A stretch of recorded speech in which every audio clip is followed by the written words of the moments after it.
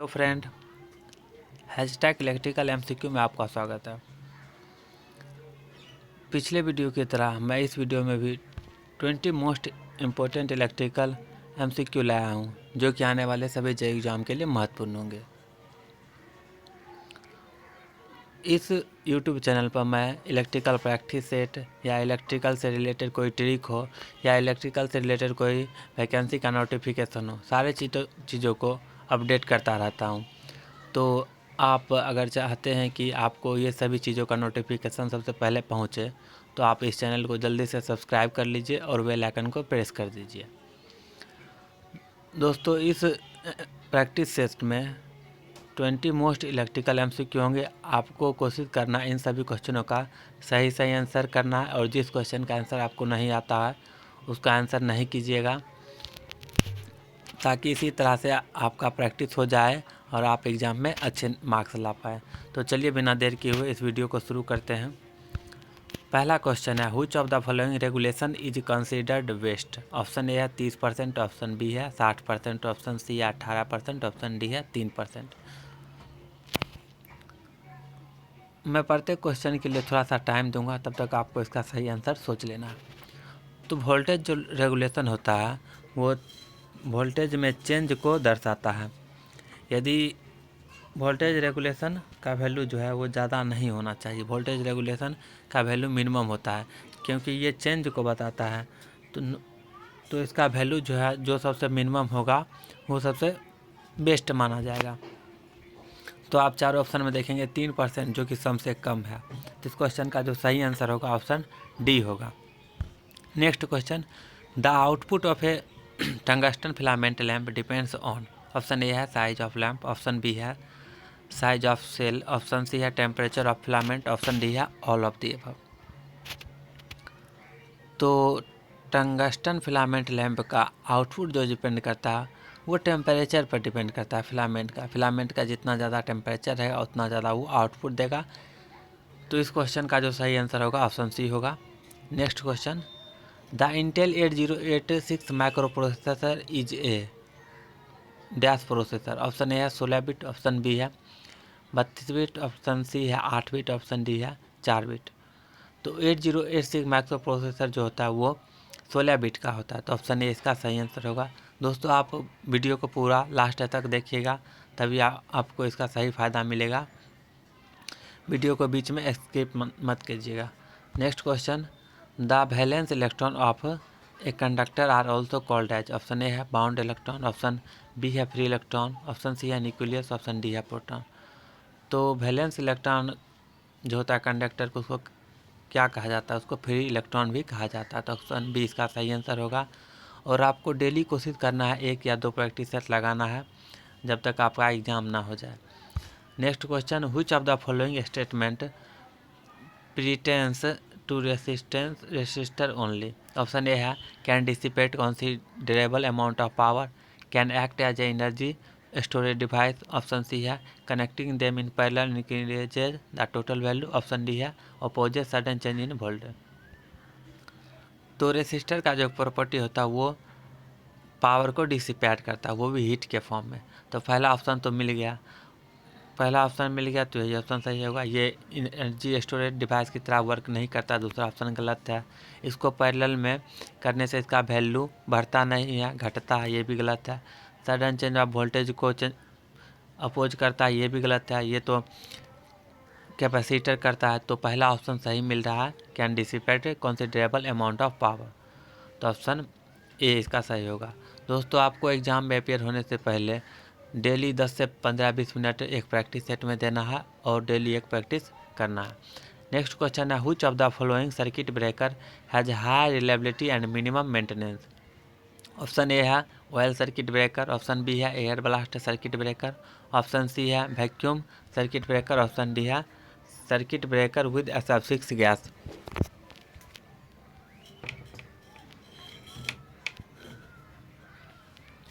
सबसे रिलायबल जो होता है इन चारों में और सबसे मिनिमम मेंटेनेंस जो होता है वो SF6 सर्किट ब्रेकर होता है। इसका रप्चरिंग कैपेसिटी बहुत ज़्यादा होता है। तो ऑप्शन डी इसका सही आंसर होगा।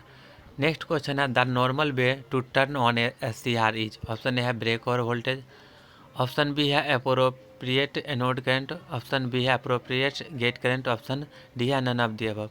तो सबसे बेस्ट मेथड जो होता है ट्रांजिस्टर SCR को ऑन करने का वो होता है गेट करंट को द्वारा। तो अप्रोप्रिएट गेट करंट इसका सही आंसर हो जाएगा option C. Next question, a 10 pole AC generator rotates at 1200 RPM, the frequency of AC voltage in cycle per second will be. Option A है 160, ऑप्शन बी है 130, option C है 100, option D है 150। तो आपको एक formula याद होगा NS = 120 F/P। तो उसमें सारे चीज़ का वैल्यू आपको पुट कर देना है। तो कैलकुलेशन करने के बाद आपको F का वैल्यू 100 आएगा। तो इस क्वेश्चन का जो सही आंसर होगा ऑप्शन सी होगा। Next question, the effect of dirt on the surface of the conductor is to dash irregularity and thereby dash the breakdown voltage. Option A है decrease reduces, option B है increases, option C है increases reduces, option D है decreases increase. तो surface conductor के जो surface पर dirt जमा हो जाता है उससे उसका इरेगुलरिटी जो है वो बढ़ जाता है, मतलब इरेगुलर हो जाता है। ऐसे तो उससे बिना डर्ट जब उस पर नहीं डिपॉजिट था नहीं था तो रेगुलर था, लेकिन जब उस पर डर्ट जमा हो गया तो ज़्यादा इरेगुलर हो गया, तो इरेगुलरिटी जो है बढ़ जाता है और इसके कारण कम वोल्टेज पे ही वो ब्रेक डाउन हो जाता है। तो ब्रेक डाउन वोल्टेज जो होता है वो कम हो जाता है और इरेगुलरिटी बढ़ जाता है। तो ऑप्शन ए जिसमें होगा इंक्रीजेज डिक्रीजेज वही सही आंसर होगा। तो इंक्रीजेज रिड्यूसेस, तो ऑप्शन सी मैच कर रहा है, तो ऑप्शन सी इसका सही आंसर होगा। Next question, a synchronous motor is a useful industrial machine due to its property of. Option A improving the power factor, option B speed is constant, option C can always be adjusted to operate at unity power factor, option D all of the above. तो आप synchronous motor के property को जानते होंगे, इसको power factor improve करने में भी यूज किया जाता है। इस कंडीशन में क्या होता है, मोटर को ओवर एग्जॉस्टेड कंडीशन में रखा जाता है तथा शाफ्ट पे कोई भी लोड नहीं रहता है, मैकेनिकल लोड। तो ऑप्शन ये भी सही है, स्पीड इसका कांस्टेंट रहता है क्योंकि ये सिंक्रोनस स्पीड पर रोटेट करता है और इसको यूनिटी पावर फैक्टर पर एडजस्ट किया जा सकता है। तो तीनों ऑप्शन सही है, तीनों इसके प्रॉपर्टी हैं, इसी कारण इसको इंडस्ट्री में यूज किया जाता है। तो ऑप्शन डी इसका सही आंसर होगा। नेक्स्ट क्वेश्चन है, if an induction motor is operating at a point in the high slip region then motor will be. Option A है स्टेबल, ऑप्शन बी है अनस्टेबल, ऑप्शन बी है either stable और unstable depending upon the torque, option D है none of these. तो एक question और इससे related पूछा जाता है एग्जाम में कि टॉर्क का जो वैल्यू होगा वो लो स्लिप रीजन में क्या होगा और हाई स्लिप रीजन में क्या होगा, यानी कि स्लिप के साथ कैसा प्रोपोर्शनल होगा, इन्वर्सली प्रोपोर्शनल होगा या डायरेक्टली प्रोपोर्शनल होगा। तो टॉर्क का जो वैल्यू होता है लो स्लिप रीजन में डायरेक्टली प्रोपोर्शनल होता है स्लिप के, और टॉर्क का जो वैल्यू होता है हाई स्लिप रीजन में इन्वर्सली प्रोपोर्शनल होता है स्लिप के। तो ये दोनों क्वेश्चन भी बहुत इंपॉर्टेंट क्वेश्चन है, आपको याद रखना है। तो इसमें पूछा है तो मोटर जो प्रॉपरली वर्क करता है वो लो स्लिप रीजन में वर्क करता है, इसी में ये स्टेबल होता है। तो इसमें पूछा गया हाई स्लिप रीजन, तो हाई स्लिप रीजन में इंडक्शन मोटर जो होता है अनस्टेबल होता है, तो ऑप्शन बी इसका सही आंसर होगा। नेक्स्ट क्वेश्चन देखते हैं, in the case of full wave rectifier the ripple factor is. Option A है 0.48, ऑप्शन बी है 0.5, ऑप्शन सी है 1.5 एंड ऑप्शन बी है 1। तो हाफ वेव रेक्टिफायर का डिसएडवांटेज क्या था, उसमें रिपल फैक्टर ज़्यादा होता था, यानी कि एसी के कंपोनेंट जो होते थे आउटपुट में ज़्यादा मात्रा में उपलब्ध होते थे। लेकिन वही अगर फुल वेव रेक्टिफायर की बात करें तो उसमें जो एसी का जो कंपोनेंट था वो आउटपुट में वो कम होता है, तो इसका जो वैल्यू होता है रिपल फैक्टर का वो 0.48 होता है। तो ऑप्शन ए इसका सही आंसर होगा। Next question, the efficiency of a transformer will be maximum when. Option A है iron losses equal to the twice of copper losses, option B है copper losses equal to the twice of the iron losses, option C है iron losses is equal to the copper losses, option D है all of the above. तो इसका maximum efficiency कब होगा transformer का? तो transformer का मैक्सिमम इफिशेंसी उस कंडीशन में होता है जब आयरन लॉस जो होता है कॉपर लॉस के बराबर होता है। तो इस क्वेश्चन का जो सही आंसर मैच कर रहा है ऑप्शन सी होगा। Next question, A 8-bit micro processor signified that. Option A है 8-bit address bus, option B है 8-bit कंट्रोलर, ऑप्शन सी है 8-bit 8 interrupt lines, option C है 8-bit डाटा बस। तो 8-bit माइक्रो प्रोसेसर किस चीज़ को signify करता है? वो 8-bit डाटा बस को सिग्निफाई करता है। तो ऑप्शन डी मिल रहा है 8-bit डाटा बस, इसका सही आंसर होगा। Next question, positive magnetostriction exist when. Option A है dipole are repel other, option B है dipole are attract each other, option C है both are correct, option D है नन ऑफ दी अबव। तो सबसे पहले ये जानते हैं कि मैग्नेटोस्टिक्शन होता क्या है। जब किसी भी फेरोमैग्नेटिक मटेरियल को मैग्नेटाइज किया जाता है तो उसके जो डायमेंशन होते हैं, उसके शेप जो होता है उसमें थोड़ा सा चेंजेज आता है। तो इसी को फेनोमेनन को हम मैग्नेटोस्टिक्शन कहते हैं। यानी कि जब किसी भी फेरोमैग्नेटिक मटेरियल को मैग्नेटाइज किया जाता है तो उसके डायमेंशन में जो चेंज होता है उसी को मैग्नेटोस्टिक्शन फेनोमेनन कहते हैं। तो ये पॉजिटिव तब होता है जब डायपोल्स एक दूसरे को रिपेल करते हैं। तो ऑप्शन ए इसका सही आंसर होगा, dipole are repel each other. Next question है, electric intensity at any point in electric field is equal to dash at the point. Option A है इलेक्ट्रिक फ्लक्स, ऑप्शन बी है magnetic flux density, option C है potential gradient, option D है none of the above. तो आप एक formula जानते होंगे E=V/L। तो उसी के आधार पर ये पूछा गया, इलेक्ट्रिक इंटेंसिटी जो होगा किसी भी पॉइंट पर इलेक्ट्रिक फील्ड में वो पोटेंशियल ग्रेडियंट के बराबर होगा। तो ऑप्शन सी इसका सही आंसर होगा, E=dV/dL। एक फार्मूला होता है तो पोटेंशियल ग्रेडियंट के बराबर होता है, माइनस का साइन भी होता है उसमें। तो ऑप्शन सी इसका सही आंसर होगा। नेक्स्ट क्वेश्चन है, binary logic is mainly based on arithmetic operation and. Option A है एडिशन ऑपरेशन, ऑप्शन बी है सब्सट्रैक्शन ऑपरेशन, ऑप्शन सी है both A and B, option D है logical operation.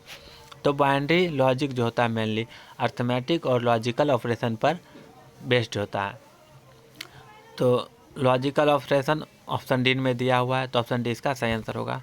Next question, rise time defined by the interval when.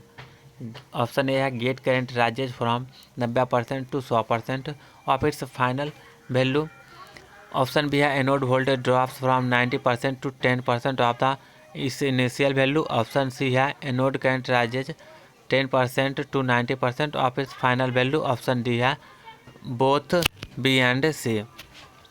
तो दोस्तों आपको right time और delay time से related सारे पॉइंट को याद कर लेना है, क्योंकि इससे रिलेटेड पॉइंट एग्जाम में पूछे जाते हैं। तो डिले टाइम को जो डिफाइंड किया जाता है वो जब एनोड वोल्टेज 90% से 10% तक आता है और एनोड करंट जो होता है 10% से 90% तक जाता है। तो दोनों जो है राइट टाइम का डिफिनीसन है। तो ऑप्शन डी देखिए, बोथ बी एंड सी, इसका सही आंसर हो जाएगा option D. Next question, the terminal across the source are dash if current source is to be neglected. Option A है शॉर्ट सर्किटेड, ऑप्शन बी है open circuited, option C है replaced by a source resistance, option D है replaced by capacitor. जब हमको किसी current source को neglect करना होता है तो अगर उसको ओपन कर देंगे तो करंट जीरो हो जाएगा। तो इस प्रकार हम उसको नेगलेक्ट कर सकते हैं किसी भी सर्किट में। तो यही क्वेश्चन में पूछा गया है कि एक करंट सोर्स है उसको नेगलेक्ट करना है, यानी उसको नहीं मानना है, उसका नेगलेक्ट कर देना है। तो उसको अगर ओपन सर्किट कर देंगे तो उसका करंट जीरो हो जाएगा और वो करंट सोर्स अनयूजफुल हो जाएगा। तो इसका ओपन सर्किटेड सही आंसर होगा option B. Next question, equaliser rings are used in which of the following. Option A है लेफ्ट बाइंडिंग, ऑप्शन बी है वेब बाइंडिंग, ऑप्शन सी है both 1 and 2, option D none of the above. तो आप जानते होंगे lap binding जो use किया जाता है वो हाई करंट और लो वोल्टेज के लिए यूज़ किया जाता है, ये भी क्वेश्चन पूछा जाता है। और एक होता है वेव बाइंडिंग जो यूज़ किया जाता है वो high voltage and low current के लिए। तो लैप बाइंडिंग में पैरेलल पाथ की संख्या वेव बाइंडिंग की तुलना में अधिक होती है, जिसके कारण बरस पर स्पार्किंग की संभावना हो जाती है। तो इक्विलाइजर रिंग का जो काम होता है वो होता है जो अनइक्वल डिस्ट्रीब्यूशन ऑफ करंट है डिफरेंट पैरेलल पाथ में, उसको अवॉइड करना। तो लैप बाइंडिंग जो है, जो इक्विलाइजर जो होता है जनरली लैप बाइंडिंग में ही यूज किया जाता है, क्योंकि लैप बाइंडिंग में पैरेलल पाथ की संख्या अधिक होती है और वहाँ पर स्पार्किंग की संभावना बढ़ जाती है। तो इसी को अवॉइड करने के लिए इक्विलाइजर रिंग का यूज किया जाता है। तो ऑप्शन ए इसका सही आंसर हो जाएगा, लैप बाइंडिंग। नेक्स्ट क्वेश्चन देखते हैं।